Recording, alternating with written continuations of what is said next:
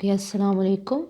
Today our topic is about second order reaction. तो second order reaction जो है हम ऑलरेडी ज़ीरो ऑर्डर और फर्स्ट ऑर्डर रिएक्शन कर चुके हैं. ऑर्डर का मतलब होता है कि कितना हमारा रेट ऑफ रिएक्शन जो है वो रिएक्टेंट की कंसंट्रेशन पे डिपेंड करता है. तो वो जो ऑर्डर की वैल्यू होती है वो कंसंट्रेशन के ऊपर पावर से पता चलती है. फॉर एग्जांपल नहीं बल्कि इस रेट में इसकी भी पावर 1 है, इसकी भी पावर 1 है, तो 1 + 1 विल बी इक्वल टू 2. मतलब जो भी पावर, अगर कोई पावर नहीं लिखी हुई तो इसका मतलब होता है कि वो 1 होती है. तो ये जो पावर होती है ये हमें एक्सपेरिमेंटली पता चलती है, हम इसको ऐसे कैलकुलेट मतलब इक्वेशन से हम इसको फाइंड नहीं करते. तो सेकेंड ऑर्डर रिएक्शन में दो रिएक्टेंट की कंसंट्रेशन के ऊपर मोस्टली जो है वो हमारा रिएक्शन डिपेंड कर रहा होता है, रेट ऑफ रिएक्शन. तो फॉर एग्जांपल अगर हमारे पास ए और बी जो है दो रिएक्टेंट हैं ए और बी, और इनिशियल कंसंट्रेशन टाइम 0 पे जब अभी रिएक्शन शुरू हुआ है, दोनों की कंसंट्रेशन जो है इसकी भी ए है, इसकी बी की भी ए है, और उस टाइम पे जो प्रोडक्ट बनी है वो 0 है.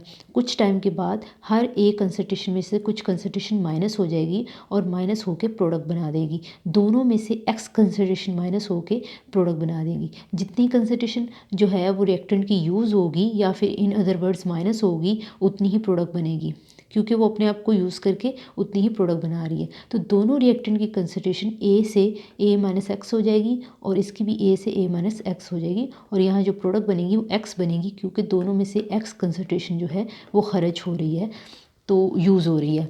तो अगर हम रेट ऑफ रिएक्शन इसका फाइंड करना है, रेट ऑफ डिकम्पोजिशन दोनों रिएक्टेंट का फाइंड करना है, रेट लॉ के अकॉर्डिंग रेट ऑफ रिएक्शन जो होता है वो रिएक्टेंट की कंसंट्रेशन के डायरेक्टली प्रोपोर्शनल होता है. और अगर हम प्रोपोर्शनैलिटी कांस्टेंट को ख़त्म करें तो यहाँ पे रेट कांस्टेंट आ जाता है. रेट ऑफ रिएक्शन जो है उसको कहते हैं change of concentration with respect to change of time. तो रेट की जगह हम dx/dt भी लिख सकते हैं, क्योंकि dx का मतलब होता है चेंज ऑफ कंसंट्रेशन, x होती है कंसंट्रेशन, d होती है चेंज ऑफ कंसंट्रेशन, और dt का मतलब होता है चेंज ऑफ टाइम. तो रेट ऑफ रिएक्शन को हम dx/dt भी लिख सकते हैं, जो कि इक्वल होगा rate constant concentration of reactant A concentration of reactant B. Concentration को हमेशा हम इस तरह की ब्रैकेट्स में पुट करते हैं. चूँकि हम रेट ऑफ डिकम्पोजिशन निकाल रहे हैं यहाँ पे, इससे ही रेट ऑफ डिकम्पोजिशन निकाल रहे हैं दोनों रिएक्टेंट का, इसी से हमें रेट का पता चलेगा. तो हम यहाँ पे वो कंसंट्रेशन लिखेंगे ए और बी की जो टाइम टी पे है, ना कि वो जो टाइम 0 पे है, क्योंकि जो यूज़ होगा रिएक्टेंट जब यूज़ होना शुरू होंगे, प्रोडक्ट बनाना शुरू होंगे, तभी हम रेट ऑफ रिएक्शन को कैलकुलेट कर सकते हैं. टाइम 0 पे कैलकुलेट करने का कोई फ़ायदा नहीं है. ठीक है, क्योंकि रेट ऑफ रिएक्शन जब का पता हमें इसी स्टेप पे चलेगा, क्योंकि यहाँ पे रेट ऑफ रिएक्शन एक्चुअली हो रहा है. टाइम 0 पे तो कोई रेट हो ही नहीं रहा, तो मतलब कोई रिएक्शन हो ही नहीं रहा, तो उसका रेट हमें कैसे पता चलेगा. यहाँ पे कंसंट्रेशन ऑफ प्रोडक्ट 0 है, तो हम ये वाली कंसंट्रेशन जो है यहाँ पे पुट करेंगे ए और बी में. उसके बाद दोनों का हम स्क्वायर ले लेंगे, दोनों ए माइनस एक्स है, तो यहाँ पे दोनों का स्क्वायर आ जाएगा. इसके बाद हम वेरिएबल्स को जो है वो सेपरेट करेंगे. किस तरह से, ये ए माइनस स्क्वायर वाला वेरिएबल जो है वो dx के नीचे लिख देंगे हम, और dt को k के साथ लिख देंगे. ठीक है, हम क्या करेंगे, ये वाला जो है वेरिएबल, कंसंट्रेशन वाला वेरिएबल चेंज ऑफ कंसंट्रेशन के नीचे लिख देंगे, और dt टाइम वाला वेरिएबल जो कि d का मतलब होता है चेंज और t का मतलब होता है टाइम, और dt वाला वेरिएबल k के साथ लिख देंगे, जैसे हमने यहाँ पे किया. ठीक है, इसके बाद हम इंटीग्रेट करेंगे. इंटीग्रेट का मतलब होता है जो भी चेंज हो रहा है उसको सम करके लिखना, समेशन करना. समेशन मतलब जो जितना भी कंसंट्रेशन का चेंज हो रहा है उसको हम सारे को कैलकुलेट नहीं कर सकते. तो कोई अगर एक पार्ट को हम चेंज उसका चेक कर देते हैं, तो अगर हम उसके ऊपर उस पार्ट पे इंटीग्रेशन अप्लाई करें तो हम सारी कंसंट्रेशन के ऊपर बोलेंगे कि यही चेंज हो रहा है. फॉर एग्जांपल अगर कोई कंटेनर है तो उसके अंदर कुछ हिस्सों में अगर हम चेंज चेक कर रहे हैं, तो उस चेंज के ऊपर अगर हम इंटीग्रेशन अप्लाई कर दें, ये वाला साइन, तो उस हिस्से का जो चेंज है वो पूरे कंटेनर में जो जहाँ जहाँ चेंज हो रहा है वो सबको रिप्रेजेंट करेगा. तो इंटीग्रेशन का मतलब होता है सुमेशन करना, जमा करना या फिर इकट्ठा करना. मतलब अगर एक छोटे से पार्ट के चेंज को हम अगर पूरे कंटेनर पे अप्लाई कर दें, जो पूरे कंटेनर में जहाँ जहाँ रिएक्शन हो रहा है, तो हम उसको मतलब सारे चेंज को इकट्ठा कर देते हैं. जैसे यहाँ पे जो कंसंट्रेशन का चेंज हो रहा है वो हमने एक छोटे से पार्ट में अगर चेक किया है तो पूरे जो कंटेनर जहाँ पे हम रिएक्शन करवा रहे हैं उस सब को अगर हम देखना चाहते हैं कि पूरे कंटेनर में क्या हो रहा है, चलो एक पार्ट में तो हमने इस डेरिवेशन से हमने निकाल लिया, तो पूरे कंटेनर में अगर हमने निकालना है तो हम ये इंटीग्रेशन का साइन अप्लाई करेंगे। इंटीग्रेशन का मतलब होता है कि सारा ओवरऑल चेंज देखना, इकट्ठा चेंज देखना। जैसे हम ओवरऑल प्लस करके इकट्ठा एवरेज निकालते हैं, सुमेशन का साइन लगाते हैं, तो इसी तरह इंटीग्रेशन का मतलब होता है ओवरऑल चेंज देखना। तो इंटीग्रेशन में क्या होगा कि पिछली दफ़ा जो हमारा था साइन a माइनस एक्स था, तो उसके ऊपर स्क्वेयर नहीं था, कोई पावर नहीं थी। तो हमने क्या किया था कि जो x नीचे हो और उसका डेरिवेटिव बटे का ऊपर हो तो उसका लॉग ऑफ नेचुरल आ जाता है। लेकिन इस केस में पावर है, तो पावर वाला का जो इंटीग्रेशन का रूल होता है वो सेपरेट होता है। तो वो हम देख लेते हैं वो किस तरह से होता है। अगर पावर ना हो तो लॉग ऑफ नेचुरल आ जाएगा, वो हम ऑलरेडी फर्स्ट ऑर्डर में कर चुके हैं। और अब यहाँ अगर पावर हो तो हम देखते हैं ये किस तरह से सॉल्व होगा। अगर पावर हो तो पहले तो a माइनस एक्स जो है वो बटे के नीचे है, सबसे पहले तो इसको बटे के ऊपर लेके जाएं तो ये -2 का साइन यहाँ पे आ जाएगा, यहाँ पे -2 आ गया और बाकी वैसे ही। अब पावर को इंटीग्रेट करने का ये रूल है, और यहाँ पे मैंने बताया था कि अगर x के साथ माइनस है तो डेरिवेटिव के साथ भी माइनस होना चाहिए, लेकिन अगर माइनस नहीं है तो हम खुद लगा लेंगे, -1 करके हम लिख लेंगे। जो आपका फंक्शन हो उसका डेरिवेटिव के साथ भी वही साइन होना चाहिए, अगर नहीं तो हम लगा लेंगे। दूसरा, इसको सॉल्व करने का मेथड ये है कि जो भी पावर हो उसमें +1 हम कर देंगे। यहाँ -2 है, अगर यहाँ -1 होता तो उसमें भी +1 कर देते, -3 होता उसमें भी +1 कर देते। तो जो भी यहाँ ऊपर पावर होगी उसमें +1 कर देंगे, और वही सारा जो -2 +1 वाला सारी जो पावर है वो बटे के नीचे भी लिख देंगे। तो इस तरह से पावर वाली इंटीग्रेशन को हम सॉल्व करते हैं। और ये वाली इंटीग्रेशन हमें पता है हम किस तरह से सॉल्व करते हैं। अगर डेरिवेटिव और इंटीग्रेशन साथ साथ आ जाएं तो ये कैंसिल आउट हो जाते हैं और पीछे टी बाकी रह जाएगा प्लस कांस्टेंट ऑफ इंटीग्रेशन।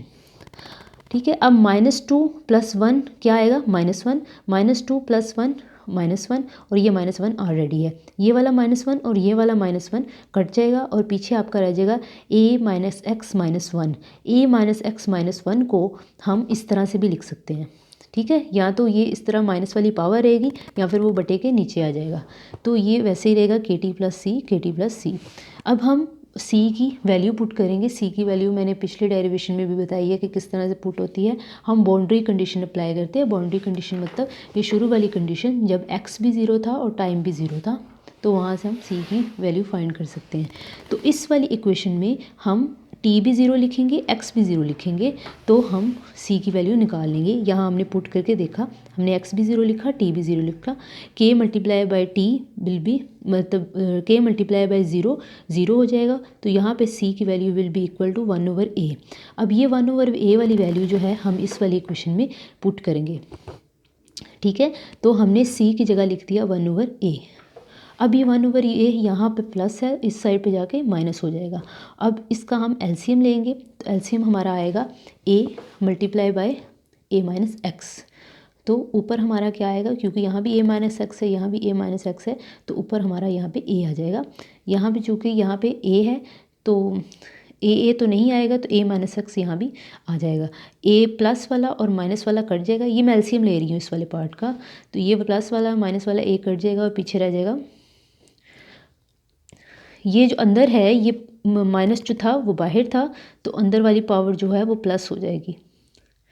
ठीक है, क्योंकि ये ब्रैकेट जो है सारी की सारी आएगी दूसरे वाली एलसीएम में, तो ये नीचे जाके ये प्लस हो जाएगा।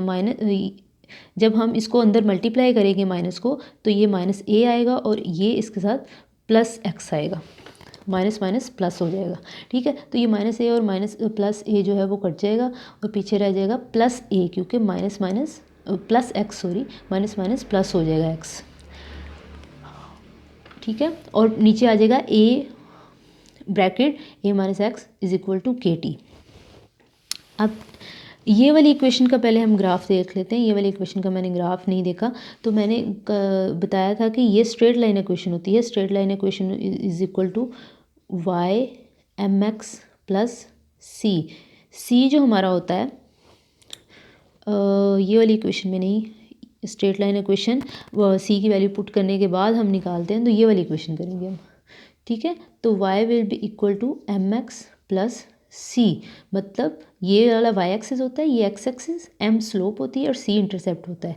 और अगर यही इक्वेशन हम यहाँ पे लगाएं तो वाई एक्सिस पे ये होगा, स्लोप में के होगा, एक्स एक्सिस पे टी होगा और इंटरसेप्ट में ए 1/a होगा। इंटरसेप्ट होता है ओरिजिन से लेके जहाँ पे ग्राफ शुरू हो रहा है वो वाला पार्ट जो होता है ग्राफ का, उसको इंटरसेप्ट बोलते हैं। और उसकी वैल्यू यहाँ पे क्या थी, मैंने बोला इंटरसेप्ट 1/a होता है, तो ये वाला पार्ट जो होगा यहाँ से लेके यहाँ तक, यहाँ से लेके यहाँ तक, वो 1/a होगा। और वाई एक्सिस पे हम 1/a माइनस एक्स लिखेंगे और एक्स एक्सिस पे हम टी लिखेंगे और स्लोप हमारी के होगी और ये हमारी स्लोप होगी। क्योंकि स्लोप यहाँ पे पॉजिटिव है तो ये नीचे से ऊपर जाएगी।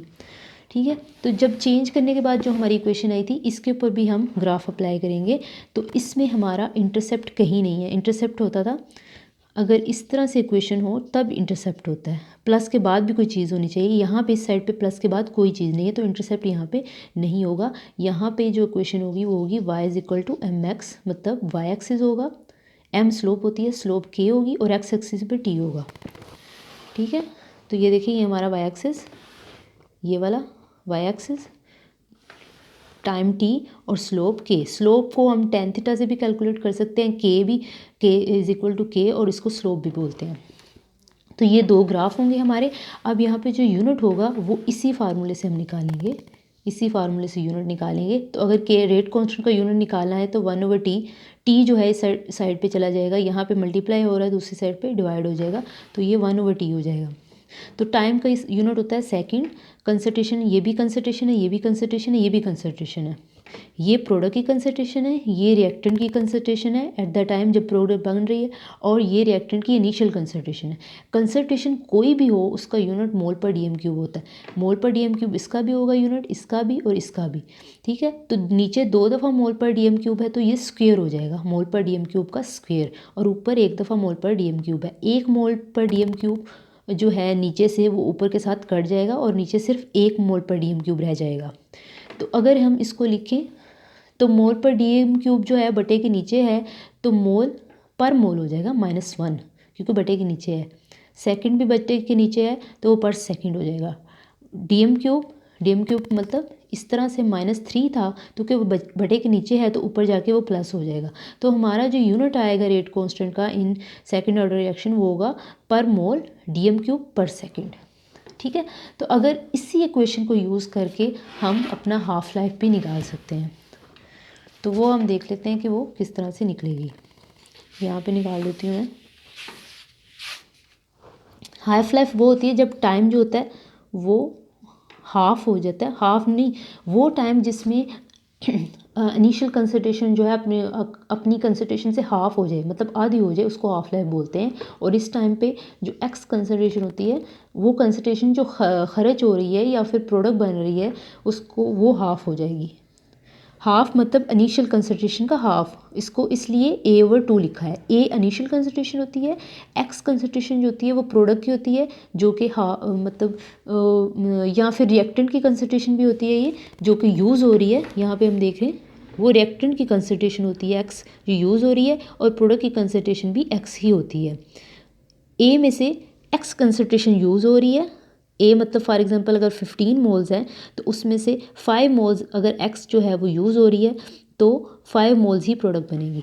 तो ये जो एक्स है वो अपनी इनिशियल कंसंट्रेशन जो कि ए है उसका हाफ रह जाती है। तो इसको अगर ये वैल्यूज़ जो है हम इस वाले इक्वेशन में पुट करें, ये इक्वेशन लिख लेते हैं, k t is equal to x over a minus x. यहाँ हम हाफ लाइफ निकालना चाह रहे हैं तो टी इधर रह जाएगा और इसको लिखेंगे हाफ के इक्वल 1/k। एक्स की जगह हम एक्स चले लिख लेते हैं पहले, फिर वैल्यूज पुट करेंगे। तो एक्स की जगह हम लिखेंगे हाफ, इनिशियल कंसंट्रेशन का हाफ, ए माइनस, फिर एक्स की जगह इनिशियल कंसंट्रेशन का हाफ लिख देंगे। ठीक है, अब इसको सॉल्व करते हैं।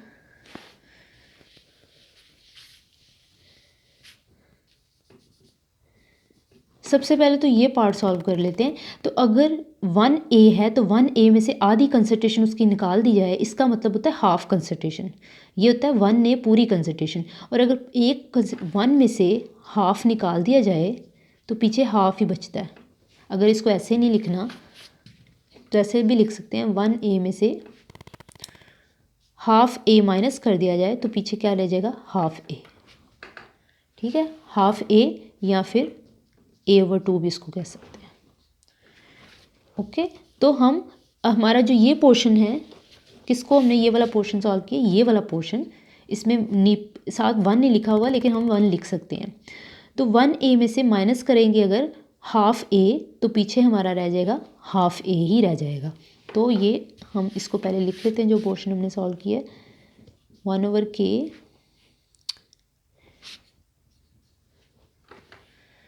हाफ, तो अंदर ब्रैकेट में भी हाफ ही रह रहा था।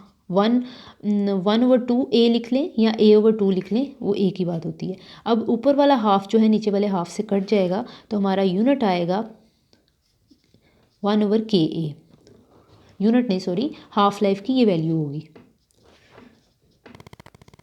तो half life will be equal to 1/KA, मतलब वो इन्वर्सली प्रोपोर्शनल है इनिशियल कंसंट्रेशन के भी और रेट कांस्टेंट के भी।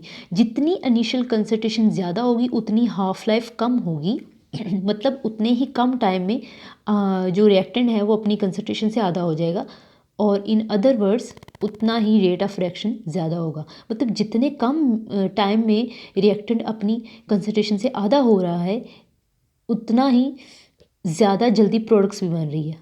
ज़ाहिरी बात है, जितनी जल्दी जो है रिएक्टेंट जो है वो यूज़ होंगे, अपनी कंसंट्रेशन से आधे होंगे, उतनी ही जल्दी प्रोडक्ट्स बनेंगी। ठीक है, तो हाफ लाइफ जो है इसमें सेकेंड ऑर्डर रिएक्शन में इन्वर्सली प्रोपोर्शनल है इनिशियल कंसंट्रेशन के, मतलब जितनी कंसंट्रेशन ज़्यादा होगी इनिशियल कंसंट्रेशन उतना ही जल्दी जो है रेट ऑफ जो उतनी ही जल्दी जो रिएक्टेंट है हमारे वो अपनी कंसंट्रेशन से हाफ हो जाएंगे, और अपनी कंसंट्रेशन से जब रिएक्टेंट हाफ होंगे तो उतनी ही जल्दी प्रोडक्ट्स भी बनेगी, रेट ऑफ रिएक्शन फास्ट होगा। अगर इनिशियल कंसंट्रेशन ज़्यादा है तो रेट ऑफ रिएक्शन फास्ट होगा, इन अदर वर्ड्स। इसमें हम एक एग्जांपल भी कर लेते हैं सेकंड ऑर्डर में।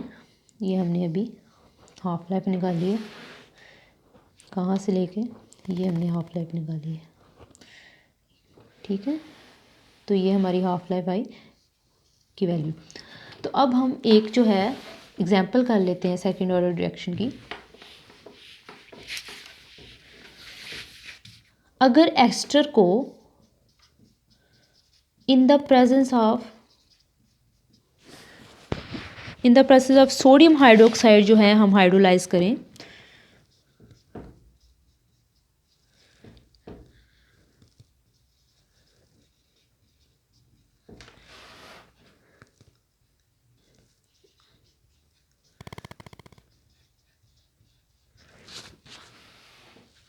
एस्टर को अगर हम सोडियम हाइड्रोक्साइड की प्रेजेंस में हाइड्रोलाइज करें तो ये सेकंड ऑर्डर रिएक्शन होगा। दिस मीन जितनी हमारी सोडियम हाइड्रोक्साइड ज़्यादा होगा उतनी है हाइड्रोलाइसिस तेज़ होगी, और इसकी जितनी कंसंट्रेशन ज़्यादा होगी उतना ही हमारा प्रोडक्ट ज़्यादा बनेगी। मतलब इन दोनों की कंसंट्रेशन अगर ज़्यादा होगी तो हमारी प्रोडक्ट ज़्यादा बनेगी। तो हम इस रिएक्शन को ट्रैक कैसे करेंगे, एसिड बेस टाइट्रेशन में